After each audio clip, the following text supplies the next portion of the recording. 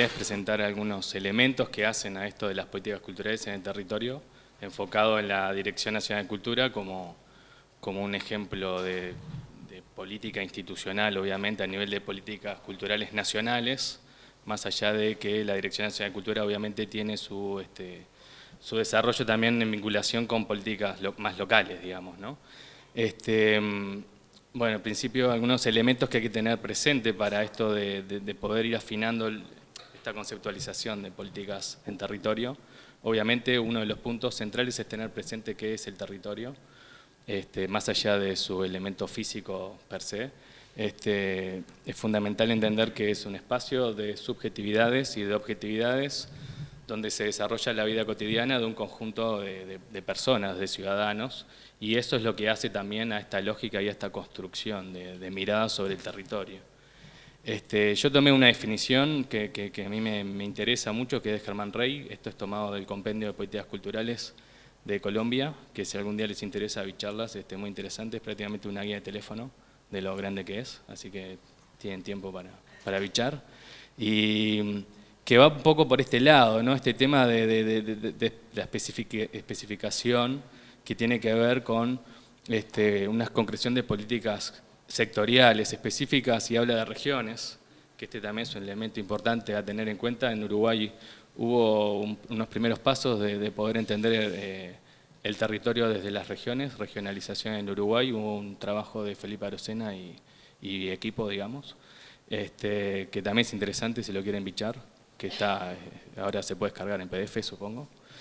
Y el otro elemento en cuanto al desarrollo de políticas culturales en territorio es la participación. Por eso yo les digo que en sí mismo es un panorama más amplio al momento de entender estas políticas, porque empiezan a haber otras dimensiones que hacen a esta construcción también. Y la participación es un elemento muy importante y para mi gusto fundamental. Porque precisamente la participación, sobre todo desde las comunidades, ¿no? La participación local es lo que le da entendimiento a esas subjetividades y objetividades que planteaba recién. Entonces, por un lado, tener presente que la Dirección Nacional de Cultura, en cuanto a su proceso de nueva institucionalidad, se concreta recién en el año 2006-2007, como tal. Eso significa que tiene presupuesto propio y eso significa que también tiene cierta autonomía en el momento del desarrollo y la construcción de políticas públicas en cultura. Para mí, desde mi análisis, el cambio fundamental es con la asunción del primer gobierno de izquierda en el Uruguay, que ahí empieza a haber una presencia sustancial en este desarrollo. En ese momento se empiezan a priorizar unas líneas que estaban en el marco inicial de la agenda. Esto yo les puse 3, hay alguna más, pero tiene que ver mucho con esto, ¿no? Con la relación con los ciudadanos, en cuanto a los bienes y servicios culturales, el tema de la democratización del acceso y la producción, que esto es un elemento muy importante que se agrega, el tema de la producción y del tema del consumo. O sea, ya no es solamente el acceso a los bienes y servicios culturales, sino que posiciona al ciudadano desde otro lugar. Por eso todo el tema de la ciudadanía cultural.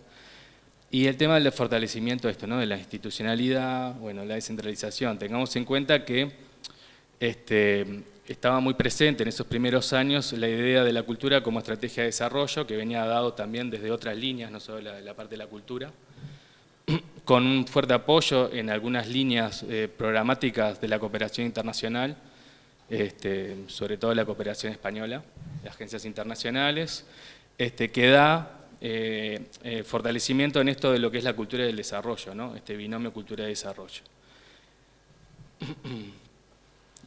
El primer ejemplo de descentralización o un ejemplo de descentralización territorial fueron los fondos concursales para la cultura, no tanto el primero, que fue en el 2006, sino los posteriores, porque entre otras cosas, que esto también ya lo quería plantear, la gran mayoría de proyectos seleccionados en los fondos concursables salían de Montevideo, y ahí hubo un clic en cuanto al tema de empezar a descentralizar y a regionalizar lo que es el Uruguay en cuanto a esta política específica, esta acción específica, este fondo, ¿no?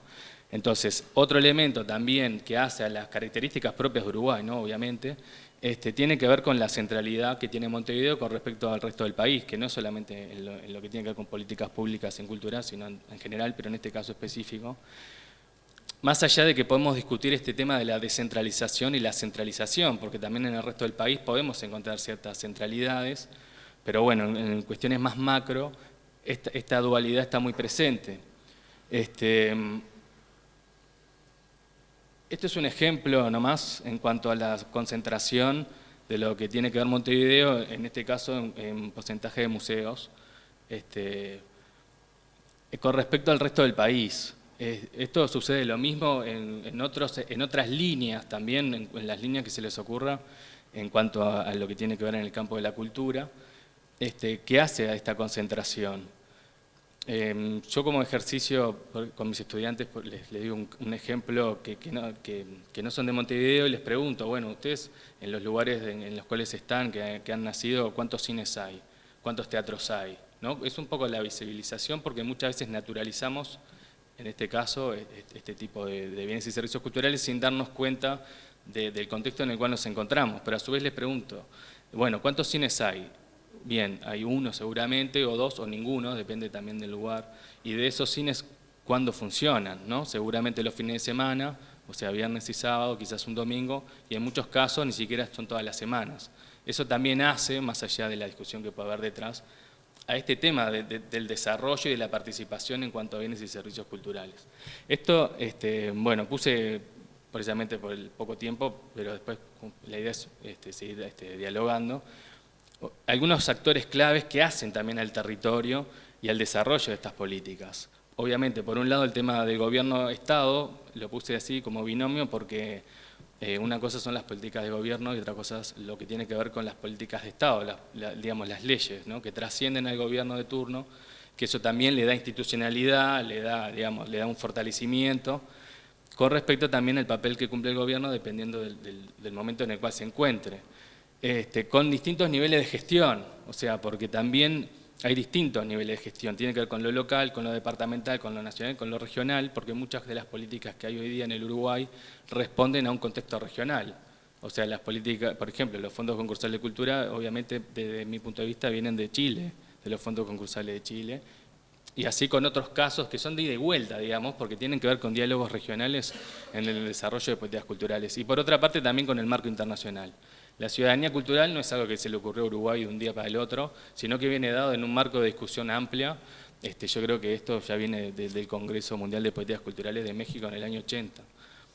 Pero así ocurre con otros elementos que también hacen a estas grandes líneas. La línea de patrimonio, que hoy día está todavía está ahí en los primeros pasos, en algunos aspectos, digamos acá, en otros lugares tiene un desarrollo mucho más profundo y ya de mayor alcance, como pueden ser las industrias creativas u otras líneas también de política cultural. El papel del sector privado con respecto, bueno, esto les puse un ejemplo, el Fondo de Incentivo Cultural, que es un fondo específico que es donde está presente, que podría también tener una incidencia en cuanto al desarrollo de política cultural en el territorio, en cuanto a diálogo, ¿no? Muchas veces con el sector público. El papel de la comunidad, que yo creo que todavía es débil en muchos sentidos. Comunidad organizada, ¿no? Sociedad civil organizada, no estoy hablando de ciudadanos individuales, que eso también es difícil, por eso puse lo del Plan Nacional de Cultura, que puede ser una posibilidad de espacio de discusión al momento de construcción de políticas culturales. Veo difícil igualmente que el ciudadano como persona individual pueda aportar mucho a un Plan Nacional de Cultura, o sea, es un conjunto de discursos, digamos, lo que puede posibilitar eso, pero bueno, todavía está en sus primeros pasos, así que habría que ver. Y el otro, que sí me parece el punto clave, es el tema de los centros MEC, que es clave, pero muy clave, porque es parte de la política propia de los centros MEC, que es el diálogo incluso que tiene la Dirección Nacional de Cultura con otras instituciones. O sea, por ejemplo, hace poco hubo una síntesis, porque el área de ciudadanía cultural, que nace en la Dirección Nacional de Cultura en el 2008, se sintetiza con lo que era el espacio del territorio. Entonces ahora es ciudadanía y territorio, para que vean un poco también el tema de las sinergias que hay, y con los centros MEC es fundamental estos diálogos. Entonces, algunas reflexiones para tener presente nomás esto, lo que yo le decía, tener presente el hábitat, no el hábitat, que eso se pagan las facturas. Porque es ahí donde está presente el ciudadano y la comunidad. No es lo mismo pensar en lo que es la frontera, la cultura de frontera con Brasil, por ejemplo, y que el carnaval de Artigas tiene más que ver con el carnaval brasilero que con Montevideo. O sea, y el carnaval de Montevideo no es un carnaval del Uruguay, sino que es un carnaval precisamente montevideano, que hace poco, bueno, hace unos años, con algunos esfuerzos de conjuntos que vienen de San José o de otros departamentos del país, pero igualmente es fuertemente centralizado en lo que es Montevideo, ¿no? Y así ocurre con otros espacios también de construcción de política. Bueno, tener presente las distintas líneas de comunicación en cuanto a regiones territoriales, nacionales, estos diálogos. Tener esto también, una política cultural flexible en cuanto que claro, que las sociedades son dinámicas. O sea, lo que ocurre hoy no necesariamente va a seguir ocurriendo dentro de 20 años. Estamos en una sociedad en movimiento y también tener presente esto. Estos son algunos elementos que tomé de bibliografía.